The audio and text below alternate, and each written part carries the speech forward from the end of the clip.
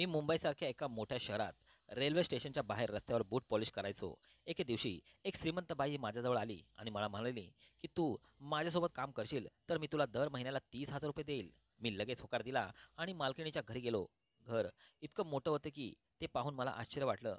पण नवल म्हणजे ती एक शिक्षिका होती आणि ती एवढ्या मोठ्या घरात एकटीच राहत होती. पण मालकिणीने मला क्षुल्लक काम करायला सांगितले.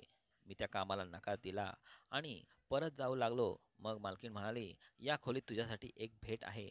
ती सोबत घेऊन जा." खोलीत गेल्यावर मला धक्काच बसला. कारण माझे नाव राज आहे. मी खूप गरीब होतो. माझ्याकडे कसलेही कौशल्य नव्हते आणि मी फार कमी शिकलेला होतो. मला एक बहीण होती. तिचे नाव प्रज्ञा होते.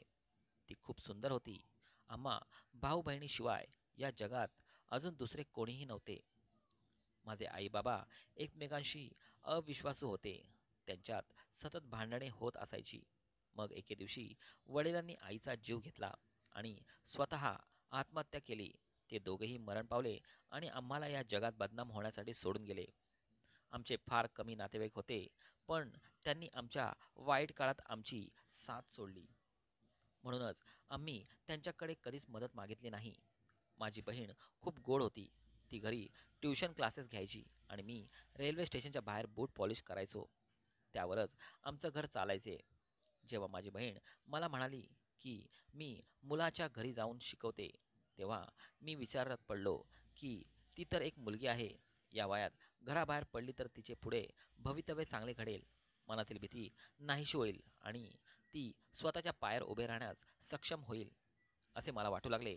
माझ्या बहिणीने BA केले होते आणि ती एका 7वीच्या वर्गातील मुलाला त्याच्या घरी जाऊन शिकू लागली होती. शिकवण्यासाठी तिला दर महिन्याला 5,000 रुपये मिळत होते. इतके पैसे तर मी सुद्धा कमवू शकत नव्हतो. माझी बहीण ज्या मुलाला शिकवत होती ते माझ्या बहिणीचे एका मैत्रिणीचे नातेवाईक होते आणि तिची मैत्रीण लहानपणापासूनच आमच्या घरी येत होती. त्यामुळे मी माझ्या बहिणीला पाठवण्यास परवानगी दिली होती.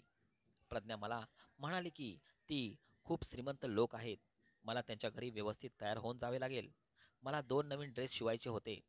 मी एका मित्राकडून काही पैसे उधार घेऊन माझ्या बहिणीसाठी 2-3 चांगले ड्रेस दिले आणि त्यानंतर ती कामावर जाऊ लागली आणि मी रस्त्यावर बूट पॉलिश करायला लागलो. मी शाळेत असताना एका मुलीच्या प्रेमात पडलो होतो. पण परिस्थिती अभावी 7वीला असताना मला शाळा सोडावी लागली होती. पण त्यानंतर मला असे कळले की एका अपघातात त्या मुलीचे आई-वडील वारले आणि ती मुलगी अनाथ झाली.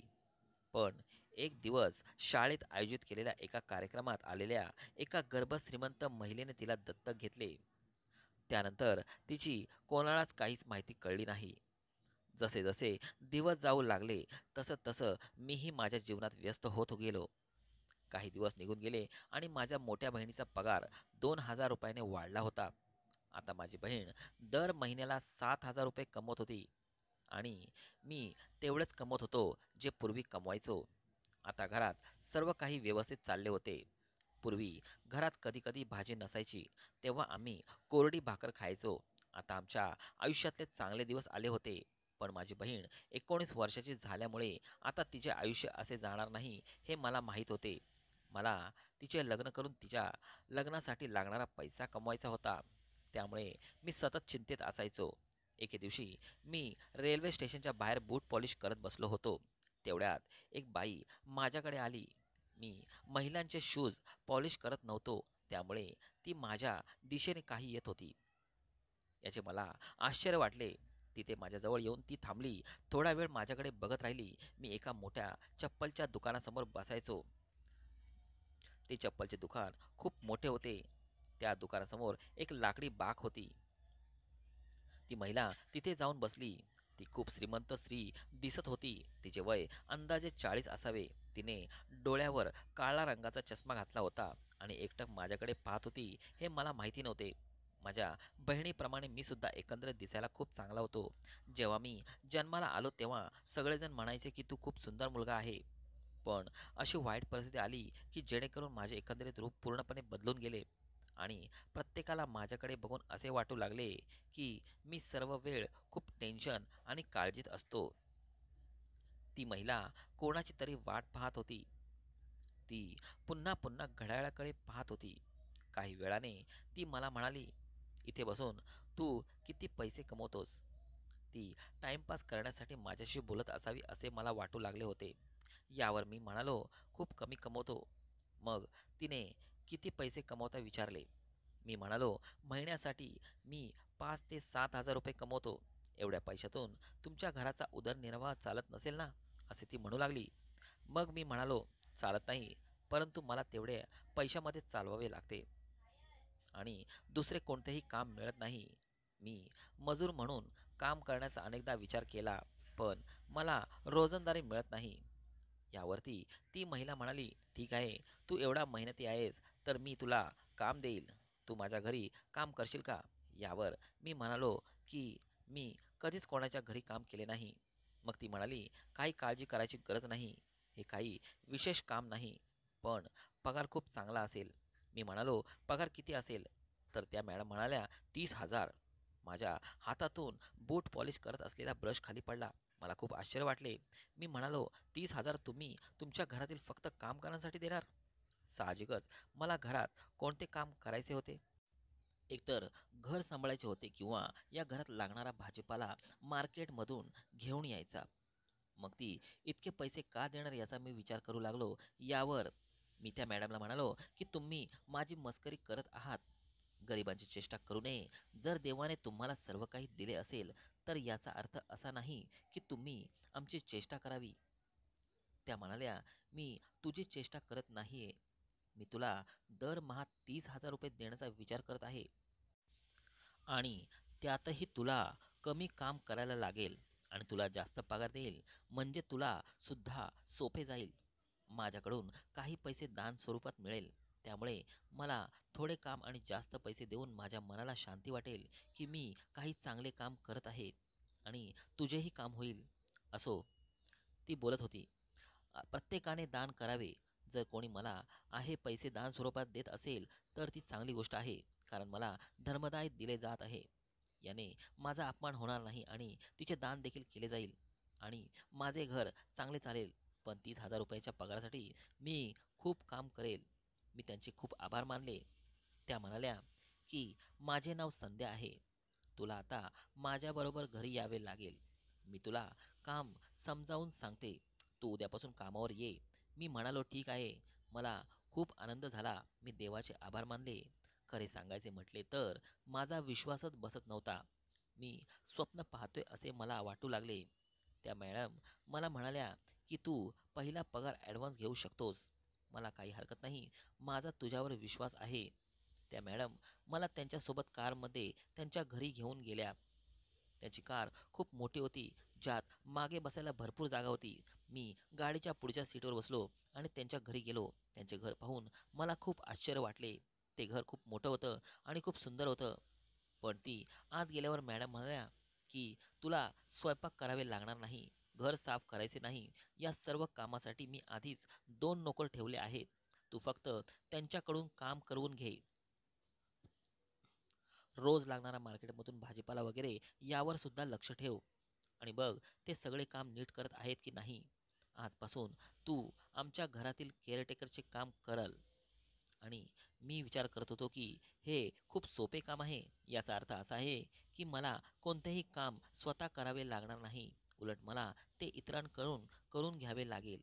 मग मी मनात विचार करू लागलो, की जर मी माझ्या मालकीणीला सांगितले, तर तुम्ही मला इतक्या कमी कामाचे खूप जास्त पैसे देत आहात. पण ती स्वतः एवढे पैसे देत होती, तर तिला काहीच अडचण नाही. तर मग मला एवढा विचार करायची काय गरज आहे? मालकीण म्हणाली, की "उद्यापासून तू कामावर येऊ शकतोस. आणि तुला रात्री इथेच राहायचे असेल तर मला काहीच अडचण नाही."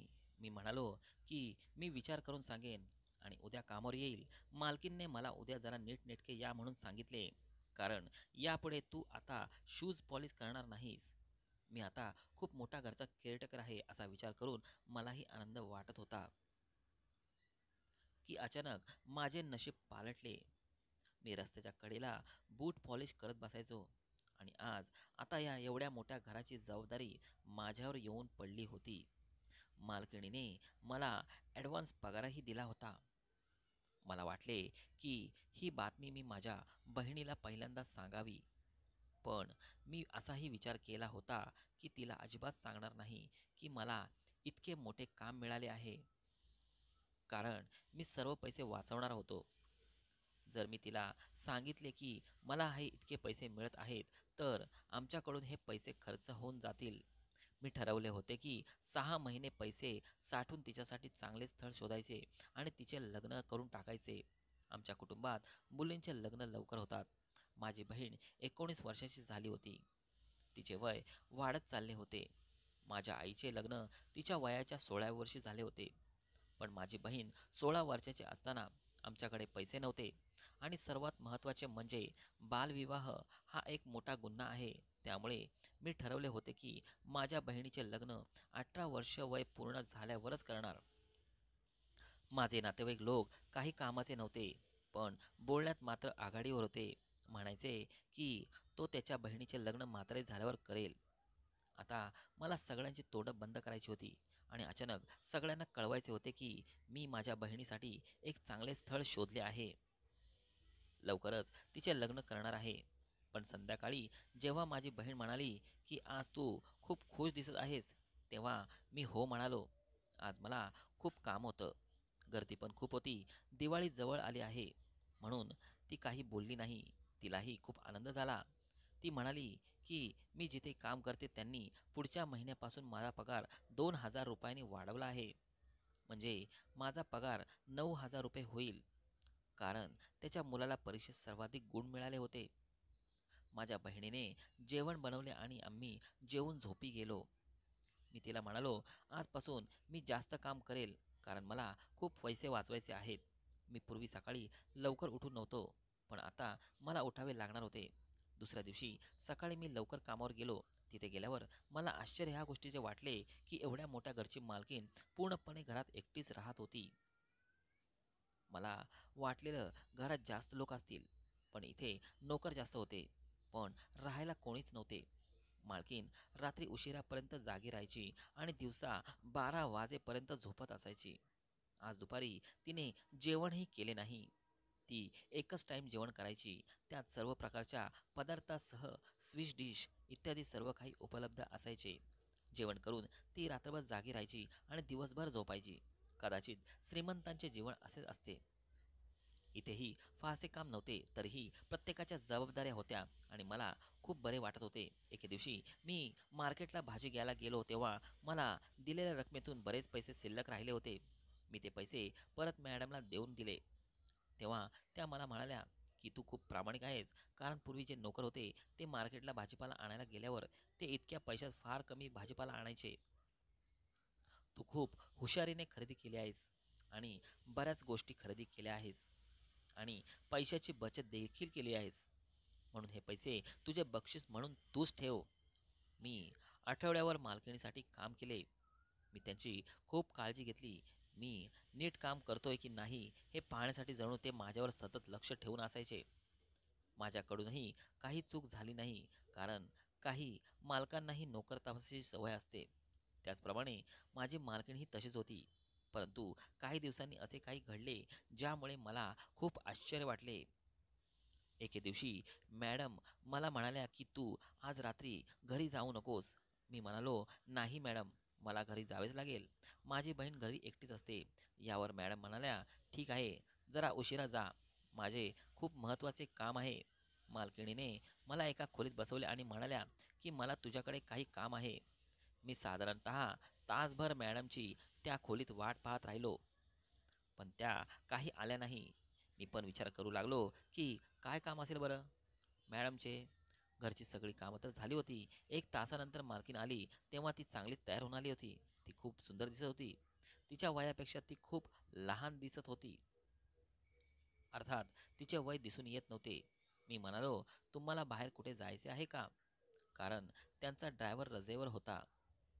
मला वाटले की त्यांना बाहेर जायचे असेल, त्यामुळे मला गाडी चालवण्यासाठी थांबवले असावे, कारण मला गाडी चालवायला येत होती. पण त्या माझ्याजवळ येऊन बसल्या. अचानक मालकिणीने माझा हात हातात धरला. मी म्हणालो, हे काय करता? नाही मालकीन नाही, मी असे काही करत नाही. मी तिथून निघण्याचा प्रयत्न केला. मग त्यांनी माझा हात धरला. मी त्यांना नकार दिला. मी म्हणालो की तुम्ही मला चुकीच्या कामात अडकू शकत नाही. मी तुम्हाला माझी मालकीन मानतो. मला तुमच्याबद्दल खूप आदर आहे. असे बोलून मी निघू लागलो आणि मालकिणीने टाळ्या वाजवायला सुरुवात केली आणि त्या हसून म्हणू लागल्या. मी मागे वळून बघताच त्या म्हणाल्या, आज तू खूप मोठ्या परीक्षेत पास झाला आहेस. मला आश्चर्य वाटले. मी म्हणालो, कसली परीक्षा? त्या म्हणाल्या, की मी तुझी परीक्षा घेत होते, जी तू पास झाला आहेस. आता माझी इच्छा आहे की तू माझ्या मुलीशी लग्न करावे, जिला मी माझी मुलगी मानली आहे आणि ती हॉलमध्ये बसली आहे. जा आणि तिच्याशी बोल. मी आश्चर्यचकित झालो. त्या म्हणाल्या, तिच्याशी लग्न कसे करू शकतो? तू का करू शकत नाही? तुला लग्न करायचं नाही का? मी गप्प राहिलो. त्यांनी मला एकदा तरी त्या मुलीला जाऊन बघायला सांगितले की ती खूप सुंदर मुलगी आहे आणि तू खूप छान माणूस आहेस. मला स्वतःवर नियंत्रण ठेवायला थोडा वेळ लागला. मग मी तिथून निघालो, कारण माझ्यासमोर बसलेली मुलगी दुसरीकडे तोंड करून उभी होती. ती खूप सुंदर दिसत होती.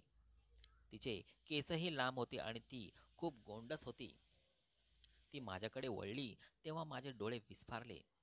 कारण ती मुलगी जिच्यावर मी प्रेम करायचो होतो, ती तीच मुलगी होती. ती पण घाबरली. तू इथे काय करतोस? म्हणाली. आम्ही आमचा राग एकमेकांवर काढला. आम्हाला सर्वांना धक्का बसला.